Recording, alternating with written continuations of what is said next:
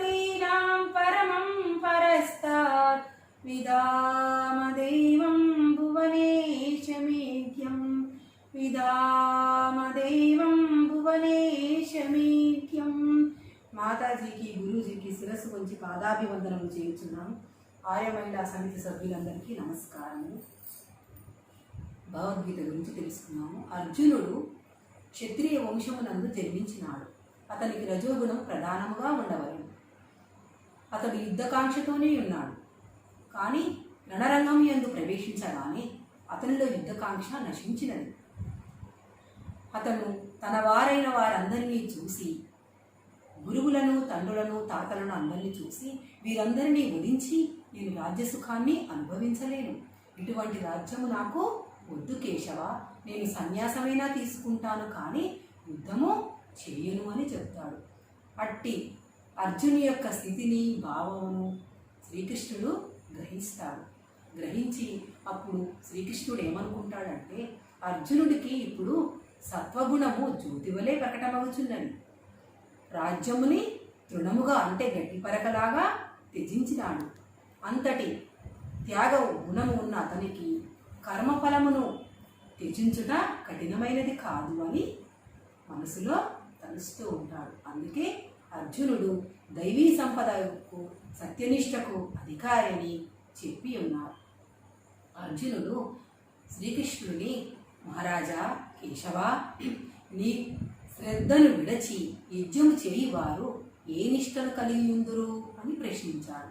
అప్పుడు శ్రీకృష్ణ భగవానుడు అర్జునుడికి సమాధానము చెప్పుచూ, అర్జున, సత్యనిష్టకు ఏర్పడుటకు కల మార్గమును, దానికి సంబంధించిన వ్యవహారములన్నీ కూడా నీకు తెలియజేయుచున్నాను. విను.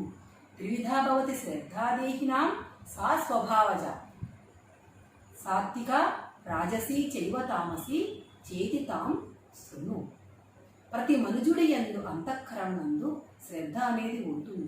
సత్వగుణము, రజోగుణము, తమోగుణములో ఎవరెవరికి ఎటువంటి శ్రద్ధ ఉండునో వారు అటువంటి వారే అగుదురు. యజ్ఞము, ఆహారము, పూజ, తపస్సు, దానము, త్యాగము, వీటిని గురించి వివరించడం. యజ్ఞము, సత్వగుణము కలవారు విధిని, శ్రద్ధను అనుసరించి దక్షిణమియుచు, దానము చేయుచు, ఫలాపేక్షను విడచి, అనగా నిష్కామ భావంతో పరులకు ఉపకారము కలగచేయు విధముగా యజ్ఞమును చేయుదు. రాజసికులు పాషాండముగా విధిని, శ్రద్ధను విడచి, దక్షిణను కూడా విడచివారు, క్రూర స్వభావము కలవారై, దుష్కారము చేయువారై, వారు నటన మున్నగు కళలను నేర్చిన వారై నటించుతూ చేయు. తామసికులు వారు విధిని, శ్రద్ధని, దక్షిణని, దానమును అన్నిటినీ విడచి చనిపోయిన వారిని మనసునందు తలచుకొని భూతములను, ప్రేతములను, వాస్తవంగా లేని వాటిని గురించి విశ్వసించుచు చేయుడు. సత్యార్థ ప్రకాశంలో మహర్షి దేవదయానంద వారు భూతముల గురించి, ప్రేతముల గురించి వివరముగా తెలియజేశారు. ఇక ఆహారం, సత్వగుణము కలవారు ఆయువును పెరిగేందుకు, బలముగా ఆరోగ్యముగా ఉండేందుకు ప్రియమైనది, హృదయమునకు హితమైనది, రసవంతమైనది అనగా నూనె పదార్థములు, సిద్ధము, నెయ్యి, జిగురు పదార్థములను, వారు ఎక్కువ కాలము చెడిపోకుండా ఉండునటువంటి ఆహార పదార్థములు వారికి ప్రేమగా ఉండు. రజోగుణము గల పులుపు, కారము, ఉప్పు కలుపునటువంటిది, వేడిగా ఉన్నటువంటిది, రూక్షం అంటే గట్టిగా ఉండేది కొనుకుటకు, తీక్షణము అంటే ఘాటైనది, మసాలలతో కూడినది, దుఃఖము, శోకము, బాధను కలిగించేది, ఉదరమున మంటను కలిగించేది, వ్యాధి కారకములయ్యేది. అనగా ఎప్పుడైనా మనము విందు భోజనాలకు వెళ్తూ ఉంటాము. అక్కడ మనము ఆహారము తిని వచ్చిన తర్వాత, మన గృహమునకు వచ్చిన తర్వాత దాహం అవుతూ ఉంటుంది. ఎంత నీరు త్రాగినా కూడా దాహము అవుతూనే ఉంటుంది. అప్పుడు మనకు దుఃఖము కలుగుతుంది. ఒక్కొక్క పదార్థము తీసుకునేటప్పుడు మసాలాలు కలిగి ఉన్నప్పుడు కంటి వెంట నీరు కూడా కారుతూ ఉంటుంది. ఇది ఏడుపును కలిగిస్తుంది. ఇటువంటి ఆహారము రజోగుణము గల వారికి ఇంపుగా నుండును.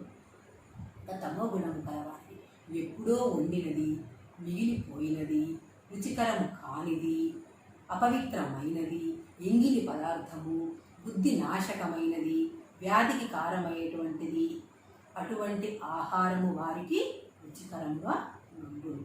పూజానా సత్కారక బ్రాహ్మణులను, విద్వాంసులను, గురువులను, బుద్ధిమంతులైన వారు చేయు సత్కారమే పూజ. దేవద్విజగురు ప్రాజ్ఞ పూజనం శౌచమార్జవం బ్రహ్మచర్య అహింసాచ శారీరం తప ఉచ్యతే. శరీరం చేసే తపస్సు ఏమిటంటే బ్రహ్మచర్యము, అహింస, పరుల యొక్క ధనమును దొంగిలించకుండా ఉండుట. ఇక వాక్కు తపస్సు ఇతరులను కలవరపడినట్టు మాట్లాడకుండుట, సత్యమును చెప్పుట, ప్రియముగా హితముగా పలుకుట, వేదాధ్యమును చేయుట, సత్శాస్త్రములను అధ్యయనము చేయుట. మనసు యొక్క తపస్సు మానసిక ప్రశాంతత, శాంతిగా ఉండుట, మిత భాషణ కలిగి ఉండుట, భావ సంశుద్ధి, భావంలో శుద్ధిగా ఉండుట, ఆత్మ సంయమం, ఆత్మను తెలుసుకొనుటకు ప్రయత్నించుట, ఓంకార జపమును చేయుట, గాయత్రి జపమును చేయుట మానసిక తపస్సు. ఇంకా సాత్వికులు చేయు తపస్సు. సాత్వికులు ఫలాపేక్షను విడచి కర్మయోగమును అవలంబించు నరులే సాత్విక తపస్సు. ఇక రాజసికులు వారు మర్యాద కొరకు, ఆదరణ కొరకు, పూజలు అందుకొనుట కొరకు కపట వృత్తిచే స్థిరముగా నుండక అస్థిరముగా చేయు తపస్సే రాజసికుల తపస్సు. తామసికులు చేయు తపస్సు వారు మూర్ఖతతో శరీరమును బాధ పెట్టుకొనిచో పరుల నాశనమును కోరి చేయు తపస్సు తామసికుల తపస్సు. దానం సాత్వికులు దేశకాల పాత్రలను విరిగి దేశము ఏ పరిస్థితిలో ఉంది, మనము ఏ కాలంలో ఉంది, ఎటువంటి పరిస్థితిలో ఉంది, మనము దానము చేయటం వలన వారికి ఎంత లాభము కలుగుతుంది, వారు ఎంత సంతోషముగా ఉంటారని తెలుసుకొని తనకు ఉపకారం చేయని వారికి కూడా శ్రద్ధతో, వినయముతో, నమ్రతతో చేయు దానము సాత్వికులు చేయు. ఇక రాజసికులు వారు దేశకాల పాత్రను తెలుసుకొనక వారికి ఉపకారం చేసిన వారికి కూడా దుఃఖపడుచు వారు చేస్తారు రాజసిక దానం. ఇక తామసికులు చేయు దానం ఎలా ఉంటుందంటే వారు వీటన్నిటిని కూడా విడిచిపెట్టి వారు అవమానపూర్వకంగా దుఃఖపడే వారిని చూసి వారి దుఃఖాన్ని వీరు అవమానించుచూ వారికి దానాన్ని ఇస్తారు. త్యాగము అజ్ఞానముతో నీత కర్మలను త్యజించుట తామసికుల త్యాగం. దుఃఖమని ఎంచి శరీరము కాయక్లేశములకు బాధ కలుగుతుందని తలచి నీత కర్మలను విడిచిపెట్టుట రాజసికుల త్యాగం. ఇక కర్తవ్య కర్మలను ఎంచి నియత కర్మలను ఫలాపేక్షను విడచి ఆసక్తితో శ్రద్ధతో చేయుట సాత్వికుల త్యాగం. శరీరము ఉన్నప్పుడు సమస్త కర్మలను త్యజించుట వీలు కాదు కనుక సాత్విక త్యాగమే సత్యమైన త్యాగం. భగవద్గీతను మార్గశిర శుద్ధ ఏకాదశి రోజు గీతా జయంతిని జరుపుకుంటాం. ఇది జ్ఞాన ప్రదాయిని. భగవద్గీతలో 18 అధ్యాయాలు ఉన్నవి. అర్జున విషాదయోగం, అర్జునుడు రణరంగములో విచలితుడంట. సాంఖ్యయోగము జడచేతన వివేకం. కర్మయోగము స్థితప్రజ్ఞుని యొక్క లక్షణములు. కర్మ సన్యాసము ఆవశ్యకత. జ్ఞానికి కర్మ ఆవశ్యకత. ప్రవృత్తికి కారణములు. యజ్ఞము కొరకు ఆవశ్యకత.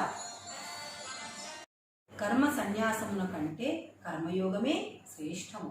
ధ్యాన యోగము, భక్తి యోగము, విజ్ఞాన యోగము, దైవాసుర భావ వివేకము, గుణనిష్ట, చివరిది మోక్ష సన్యాస యోగం. ఇలా శ్రీకృష్ణుడు బోధిస్తూ ఉన్నాడు. మానవులకు భగవంతుడు బుద్ధిని ఇచ్చాడు, ఆలోచించే శక్తిని కూడా ఇచ్చాడు. కానీ మనము ఈ లోకములోని పదార్థముల గురించి తెలుసుకుంటున్నాము, ఆలోచిస్తున్నాము. కానీ మనకింతటి జన్మనిచ్చి ఇంత అపారమైన కృపను కలిగి మనకింతటి ఆనందాన్ని కలిగించిన ఇంత భగవంతుణ్ణి మనము తెలుసుకోవడానికి ప్రయత్నము చేయాలని, అటువంటి ప్రయత్నాల గురించి భగవాన్ శ్రీకృష్ణుడు అర్జునుడికి బోధించాడు. మాండుకోపనిషత్తులో ఏం చెప్తుందంటే, ఓం పదము పరతత్వమునకు వాచకం, పరతత్వము వాచ్యము. ఓం పరతత్వము వాచ్య పరతత్వమునకు తెలుసుకొనుటకు ఎన్నో ఉపాయములు కలవు. పరమాత్ముడు అంతటా వ్యాపించి ఉన్నాడు, నిర్వికారుడు, నశ్వరుడు అంటే నశించనివాడు, భూత భవిష్యత్తు వర్తమాన కాలములందు అంతటను ఉండువాడు, ఏకరసుడై ఉన్నాడు. అటువంటి పరమాత్మని వేదముల ద్వారా మనము తెలుసుకొనవచ్చును. తత్ సత్ పదము. సత్తు అంటే ఎప్పుడూ ఉండేటువంటిది. యజ్ఞదాన తప కర్మలను ఉనికిని అనుసరించి శ్రద్ధతో చేయువారు సత్తు పదములకు. అసత్తు అంటే యజ్ఞదాన తపకర్మలన్నిటినీ కూడా శ్రద్ధ లేకుండా చేయటమే అసత్తు పదములకు. ఇలా శ్రద్ధ లేకుండా చేసేవారు ఈ జన్మ యందునే కాక మరు జన్మలో కూడా వారికి మేలు అనేది కలగదు. వేదాధ్యయనం చేయటం వలనే మానవులకు ఎంతో జ్ఞానాన్ని కలుగుతుంది. అంతటి వేదాన్ని చదవలేని వారు, పఠించలేని వారు ఇంతటి భగవద్గీతను 18 అధ్యాయంలో మానవాళికి విశ్వ కళ్యాణము కొరకు శ్రీకృష్ణుడు తెలియజేసిన ఇంతటి మోక్షమును మనకు అందించాడు. కర్మ సన్యాస యోగమును 18 అధ్యాయాల్లో ఒక్కొక్క అధ్యాయంలో ఒక్కొక్క విధమైన విషయములను మనకు తెలియజేసిన ఆ శ్రీకృష్ణ భగవానుకు మనం ధన్యవాదములు తెలుపుతూ ప్రతి ఒక్కరు కూడా భగవద్గీతను అధ్యయనం చేయాలి. ఇంతటి అవకాశాన్ని కలిగించిన మాతాజీకి, గురూజీకి శిరస్సు వంచి నమస్కారమును చేయించున్నాను. ఓం స్వస్తి.